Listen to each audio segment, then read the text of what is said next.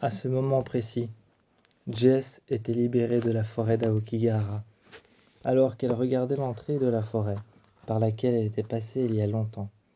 Rob était en train de lui prendre les bras et de lui dire « Quoi? Qu'est-ce qui se passe? Qu'est-ce qu'il y a ?»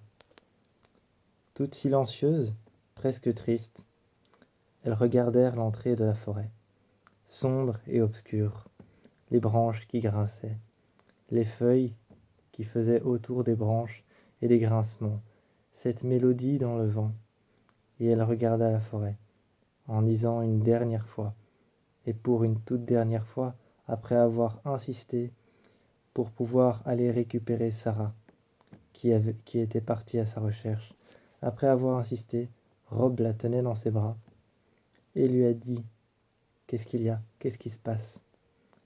Regardant dans le vide, presque les yeux tristes, presque les yeux complètement submergés par ce qui s'était passé.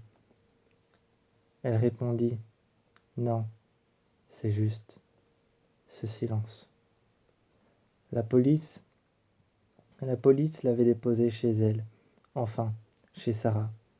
Elle ouvrit la porte, encore une fois les yeux vers le bas. Elle leva les yeux et elle revut toute la scène. Une nuit, alors qu'elle dormait dans le lit de Sarah, là où il y avait aussi Rob, mais il était parti chez un ami, laissant juste Jess seule dans la maison de sa sœur. Regardant tout ce qui leur appartenait à elles deux, elle était assise, couchée, mais elle ne pensait qu'à une seule chose, sa sœur. Elle sentit alors une présence et partit tout de suite se doucher. Quand elle partit se doucher, l'eau chaude, brûlante, presque comme ce qu'elle avait ressenti dans la forêt d'Aokigahara, coulait sur son corps. Elle s'était couchée dans le lit après s'être lavée, mais pendant qu'elle se lavait et que l'eau coulait sur son corps, qu'elle penchait la tête en avant, qu'elle tirait ses cheveux vers l'arrière. Elle penchait sa tête en avant pour mouiller ses cheveux. Elle tirait ses cheveux vers l'arrière, dressait la tête vers l'arrière, et à ce moment-là, quand elle dressait la tête vers l'arrière, mais qu'elle fermait les yeux, et que l'eau lui tombait sur le visage par le pommeau de douche, contre la vitre, il y eut une voix très vaporeuse. Une voix très vaporeuse, mais un visage qu'elle connaissait depuis qu'elle était petite, celui de Sarah, qui était en train, avec la main sur la vitre, de lui dire « Jess, je suis là », la main sur la vitre. Mais elle était déformée. Désormais, elle ressemblait à un Yorai. Elle ressemblait à un esprit, elle ressemblait à quelque chose de maléfique. Elle ressemblait à quelque chose de maléfique pour les croyances japonaises. Alors qu'elle était en train de prendre sa douche, elle sortit, mais comme les jumeaux, comme tous, elle sentit une présence.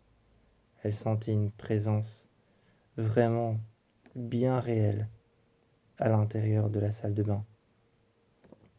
Elle vit alors une empreinte un peu plus grande qu'une main humaine, posée avec de la vapeur d'eau qui était en train de couler, qui était en train de disparaître dans la buée. Elle mit sa main sur cette empreinte et dit alors « Ah, Sarah !» Et à ce moment-là, elle s'était retournée. La même impression qu'on touchait son épaule, qu'on touchait son dos. Elle s'est retournée, comme si deux choses à la fois s'étaient passées en même temps. Ensuite, s'habillant devant le miroir, sa sœur n'arrêtait pas de lui lancer des messages. Le lendemain, s'habillant dans le miroir, elle n'était pas encore prête à sortir. Il y avait des voitures de police braquées devant chez elle. Elle était en train de mettre un t-shirt, de fermer son jeans, et derrière elle, elle vit Sarah. Elle vit Sarah telle qu'elle était quand elle était partie la chercher, qui ne faisait rien, qui était juste debout derrière elle. Elle s'était retournée en disant « Sarah, c'est toi? Mais il n'y avait rien, vraiment rien, juste une pièce vide. Et ce soir-là, elle s'est levée. Quelque chose disait son nom, une voix vaporeuse. Une voix vaporeuse et très éthérée répétait son nom.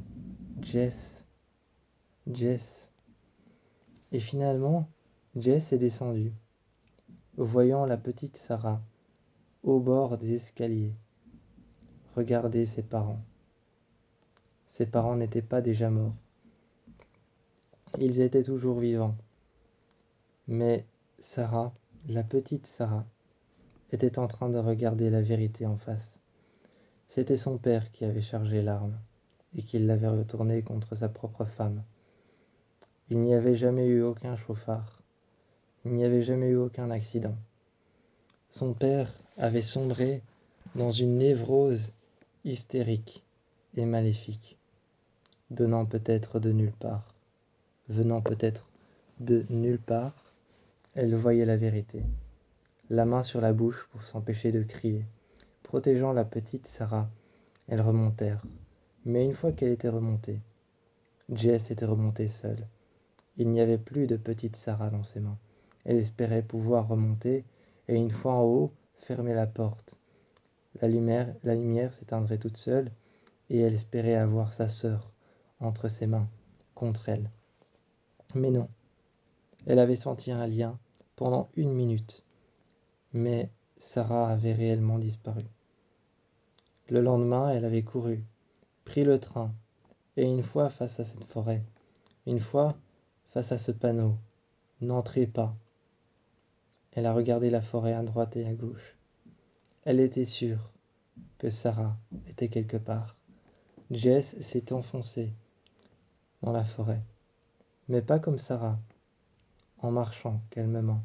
Elle s'est enfoncée à paniquer et a commencé à courir, s'est enfoncée dans la forêt, à chercher à la retrouver, à chercher à voir où est-ce qu'elle était. Elle entendait des cris et au-dessus d'elle, elle leva les yeux. 4 pendus.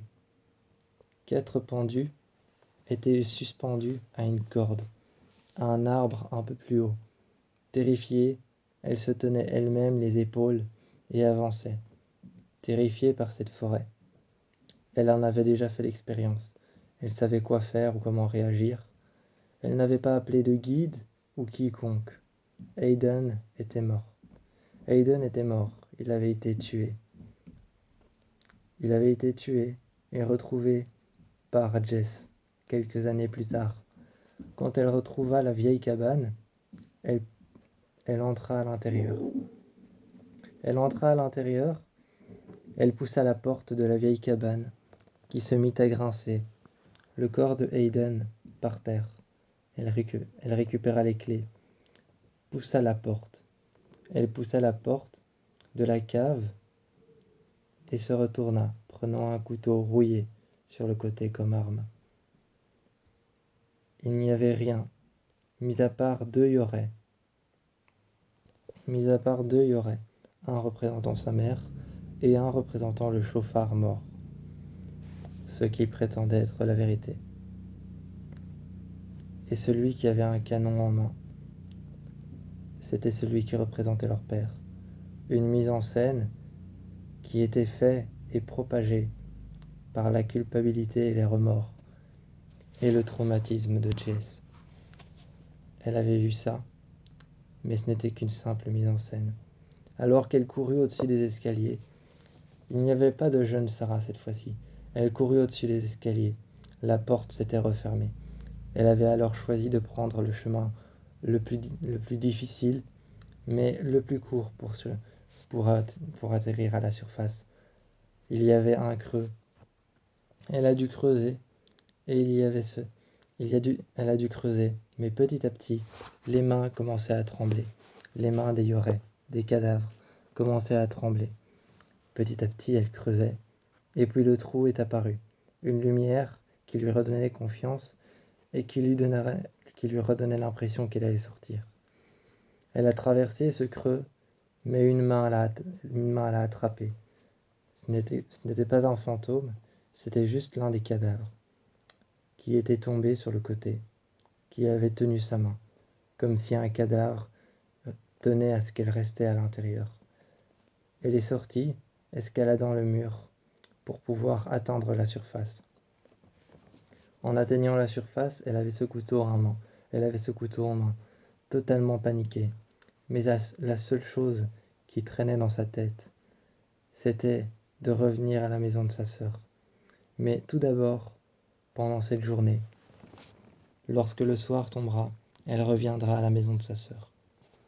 Mais tout d'abord, pendant cette journée, ce qui lui rôdait en tête et ce dont elle était sûre, et qu'elle referait le lendemain, c'était de trouver Sarah, de savoir où elle était.